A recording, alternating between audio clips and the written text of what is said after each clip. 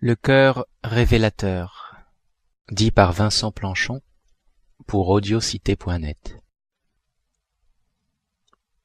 Vrai, je suis très nerveux, épouvantablement nerveux.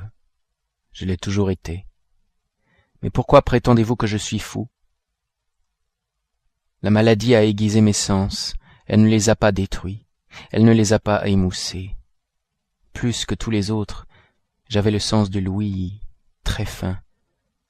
J'ai entendu toutes choses du ciel et de la terre. J'ai entendu bien des choses de l'enfer. Comment donc suis-je fou? Attention, et observez avec quelle santé et avec quel calme je puis vous raconter toute l'histoire. Il est impossible de dire comment l'idée entra primitivement dans ma cervelle, mais une fois conçue, elle me hanta nuit et jour. D'objet, il n'y en avait pas. La passion n'y était pour rien. J'aimais le vieux bonhomme. Il ne m'avait jamais fait de mal. Il ne m'avait jamais insulté. De son or, je n'avais aucune envie. Je crois que c'était son œil. Oui, c'était cela. Un de ses yeux ressemblait à celui d'un vautour, un œil bleu pâle, avec une taie dessus. Chaque fois que cet œil tombait sur moi, mon sang se glaçait, et ainsi lentement par degrés, je me mis en tête d'arracher la vie du vieillard, et par ce moyen de me délivrer de l'œil à tout jamais. Maintenant voici le hic, vous me croyez fou. Les fous ne savent rien de rien. Mais si vous m'aviez vu, si vous aviez vu avec quelle sagesse je procédais, avec quelle précaution, avec quelle prévoyance, avec quelle dissimulation je me mis à l'œuvre, je ne fus jamais plus aimable pour le vieux que pendant la semaine entière qui précéda le meurtre. Et chaque nuit vers minuit je tournais le loquet de sa porte et je l'ouvrais, oh si doucement.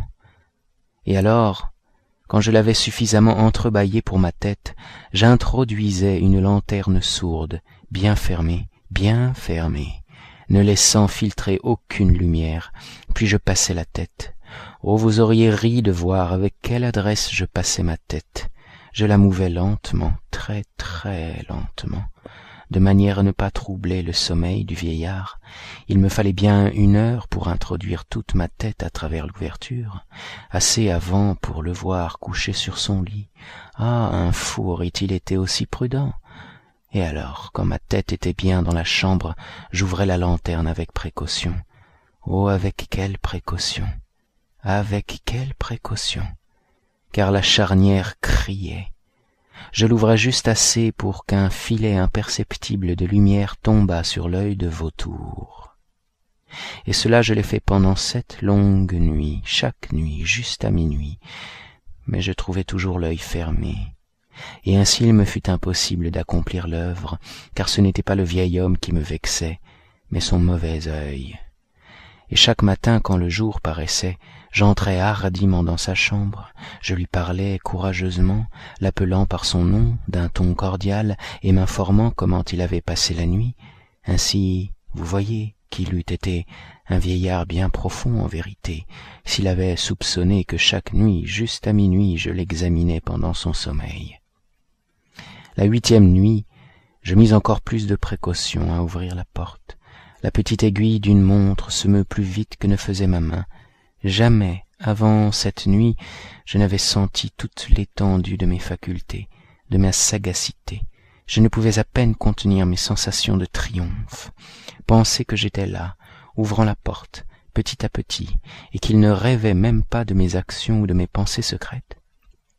À cette idée, je lâchai un petit rire, et peut-être m'entendit-il, car il remua soudainement sur son lit comme s'il se réveillait.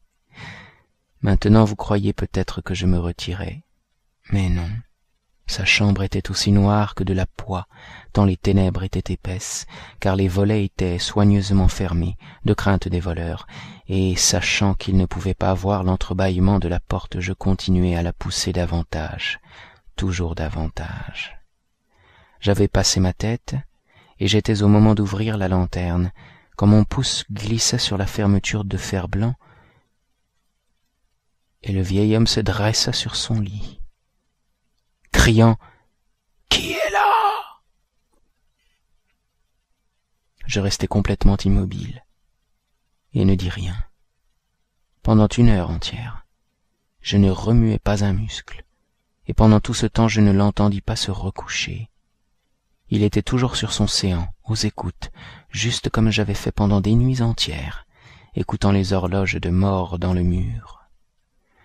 Mais voilà que j'entendis un faible gémissement et je reconnus que c'était le gémissement d'une terreur mortelle. Ce n'était pas un gémissement de douleur ou de chagrin, oh non, c'était le bruit sourd et étouffé qui s'élève du fond d'une âme surchargée d'effroi. Je connaissais bien ce bruit. Bien des nuits, à minuit juste, pendant que le monde entier dormait, il avait jailli de mon propre sein. Creusant avec son terrible écho les terreurs qui me travaillaient, je dis que je le connaissais bien. Je savais ce qu'éprouvait le vieil homme, et j'avais pitié de lui, quoique j'eusse le rire dans le cœur. Je savais qu'il était resté éveillé depuis le premier petit bruit quand il s'était retourné dans son lit. Ses craintes avaient toujours été grossissant, il avait tâché de se persuader qu'elles étaient sans cause, mais il n'avait pas pu. Il s'était dit à lui-même: ce n'est rien que le vent dans la cheminée, ce n'est qu'une souris qui traverse le parquet, ou c'est simplement un grillon qui a poussé son cri. Oui, il s'était forcé de se fortifier avec ces hypothèses, mais tout cela a été vain. Tout a été vain, parce que la mort qui s'approchait avait passé devant lui avec sa grande ombre noire, et qu'elle avait ainsi enveloppé sa victime, et c'était l'influence funèbre de l'ombre inaperçue qui lui faisait sentir, quoiqu'il ne vit et n'entendit rien, qui lui faisait sentir la présence de ma tête dans la chambre. Quand j'eus attendu un long temps, très patiemment, sans l'entendre se recoucher, je me résolus à entr'ouvrir un peu la lanterne, mais si peu que rien. Je l'ouvris donc, si furtivement que vous ne sauriez l'imaginer, jusqu'à ce qu'enfin un seul rayon pâle, comme un fil d'araignée, s'élança de la fente et s'abattit sur l'œil de vautour. Il était ouvert, tout grand ouvert, et j'entrai en fureur aussitôt que je le regardai. Je le vis avec une parfaite netteté, tout entier d'un bleu terne et recouvert d'un voile hideux qui glaçait la moelle dans mes os, mais je ne pouvais voir que cela de la face ou de la personne du vieillard, car j'avais dirigé le rayon, comme par instinct, précisément sur la place maudite. Et maintenant, ne vous ai-je pas dit que ce que vous preniez pour de la folie n'était qu'une hyperacuité des sens? Maintenant je vous le dis, un bruit sourd, étouffé, fréquent, vint à mes oreilles, semblable à celui que fait une montre enveloppée dans du coton. Ce son-là, je le reconnus bien aussi, c'était le battement du cœur du vieux. Il accrut ma fureur, comme le battement du tambour exaspère le courage du soldat. Et je me contins encore, et je restais sans bouger. Je respirais à peine. Je tenais la lanterne immobile. Je m'appliquais à maintenir le rayon droit sur l'œil. En même temps, la charge infernale du cœur battait plus fort. Elle devenait de plus en plus précipitée et à chaque instant de plus en plus haute. La terreur du vieillard devait être extrême. Ce battement, dis-je, devenait de plus en plus fort à chaque minute. Me suivez-vous bien? Je vous ai dit que j'étais nerveux. Je le suis, en effet. Et maintenant, au plein cœur de la nuit, parmi le silence redoutable de cette vieille maison, un si étrange bruit jeta en moi une terreur irrésistible. Pendant quelques minutes encore, je me contins et restai calme. Mais le battement devenait toujours plus fort, je croyais que le cœur allait crever, et voilà qu'une nouvelle angoisse s'empara de moi. Le bruit pouvait être entendu par un voisin. L'heure du vieillard était venue. Avec un grand hurlement, j'ouvris brusquement la lanterne et m'élançai dans la chambre. Il ne poussa qu'un cri, un seul. En un instant, je le précipitai sur le parquet et je renversai sur lui tout le poids écrasant du lit. Alors je souris avec bonheur, voyant ma besogne fort avancée. Mais pendant quelques minutes, le cœur battit avec un son voilé. Cela toutefois ne me tourmenta pas, on ne pouvait l'entendre à travers le mur. À la longue, il cessa. Le vieux était mort. Je relevai le lit et j'examinai le corps. Oui, il était raide mort. Je plaçai ma main sur le cœur, il y maintint plusieurs minutes. Aucune pulsation, il était raide mort. Son œil désormais ne me tourmenterait plus. Si vous persistez à me croire fou, cette croyance s'évanouira quand je vous décrirai les sages précautions que j'employais pour dissimuler le cadavre. La nuit avançait et je travaillais vivement, mais en silence. Je coupais la tête, puis les bras, puis les jambes. Puis j'arrachais 3 planches du parquet de la chambre et je déposais le tout entre les voliges. Puis je replaçais les feuilles si habilement, si adroitement qu'aucun œil humain, pas même le sien, n'aurait pu y découvrir quelque chose de louche. Il n'y avait rien à laver, pas une souillure, pas une tache de sang. J'avais été trop bien avisé pour cela. Un baquet avait tout absorbé. Ha ha!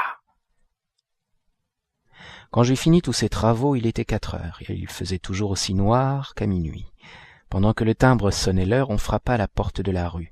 Je descendis pour ouvrir avec un cœur léger, car qu'avais-je à craindre maintenant? 3 hommes entrèrent qui se présentèrent avec une parfaite suavité comme officiers de police. Un cri avait été entendu par un voisin pendant la nuit. Cela avait éveillé le soupçon de quelque mauvais coup. Une dénonciation avait été transmise au bureau de police et ces messieurs, les officiers, avaient été envoyés pour visiter les lieux. Je souris, car qu'avais-je à craindre? Je souhaitais la bienvenue à ces gentlemen. Le cri, dis-je, c'était moi qui l'avais poussé dans un rêve. Le vieux bonhomme, ajoutai-je, était en voyage dans le pays. Je promenais mes visiteurs par toute la maison, je les invitais à chercher et à bien chercher. À la fin, je les conduisis dans sa chambre. Je leur montrai ses trésors, en parfaite sûreté, parfaitement en ordre. Dans l'enthousiasme de ma confiance, j'apportai des sièges dans la chambre et les priai de s'y reposer de leur fatigue, tandis que moi-même, avec la folle audace d'un triomphe parfait, j'installai ma propre chaise sur l'endroit même qui recouvrait le corps de la victime. Les officiers étaient satisfaits. Mes manières les avaient convaincus. Je me sentais singulièrement à l'aise. Ils s'assirent et ils causèrent de choses familières auxquelles je répondis gaiement. Mais au bout de peu de temps, je sentis que je devenais pâle, et je souhaitais leur départ. Ma tête me faisait mal, et il me semblait que les oreilles me tintaient, mais ils restaient toujours assis, et toujours ils causaient. Le tintement devint plus distinct, il persista et devint encore plus distinct. Je bavardais plus abondamment pour me débarrasser de cette sensation, mais elle tint bon et prit un caractère tout à fait décidé, tant qu'à la fin je découvris que le bruit n'était pas dans mes oreilles. Sans doute je devins alors très pâle, mais je bavardais encore plus couramment et en haussant la voix. Le son augmentait toujours, et que pouvais-je faire? C'était un bruit sourd, étouffé, fréquent, ressemblant beaucoup à celui que ferait une montre enveloppée dans du coton. Je respirais laborieusement, les officiers n'entendaient pas encore. Je causais plus vite, avec plus de véhémence, mais le bruit croissait incessamment. Je me levais et je disputais sur des niaiseries dans un diapason très élevé, avec une violente gesticulation, mais le bruit montait toujours. Pourquoi ne voulait-il pas s'en aller? J'arpentais çà et là le plancher lourdement et à grands pas, comme exaspéré par les observations de mes contradicteurs, mais le bruit croissait régulièrement. Ô Dieu, que pouvais-je faire? J'écumais, je battais la campagne, je jurais, j'agitais la chaise sur laquelle j'étais assis et je la faisais crier sur le parquet, mais le bruit dominait toujours et croissait indéfiniment. Il devenait plus fort, toujours plus fort, et toujours les hommes causaient, plaisantaient et souriaient. Était-il possible qu'ils n'entendissent pas? Dieu Tout-Puissant, non, ils entendaient, ils soupçonnaient, ils savaient, ils se faisaient un amusement de mon effroi. Je le crus, et je le crois encore. Mais n'importe quoi était plus tolérable que cette dérision. Je ne pouvais pas supporter plus longtemps ces hypocrites sourires. Je sentis qu'il fallait crier ou mourir. Et maintenant encore, l'entendez-vous? Écoutez! Plus haut, toujours plus haut, toujours plus haut! Misérable, m'écriai-je, ne dissimulez pas plus longtemps. J'avoue la chose. Arrachez ces planches, c'est là, c'est là! C'est le battement de son affreux cœur!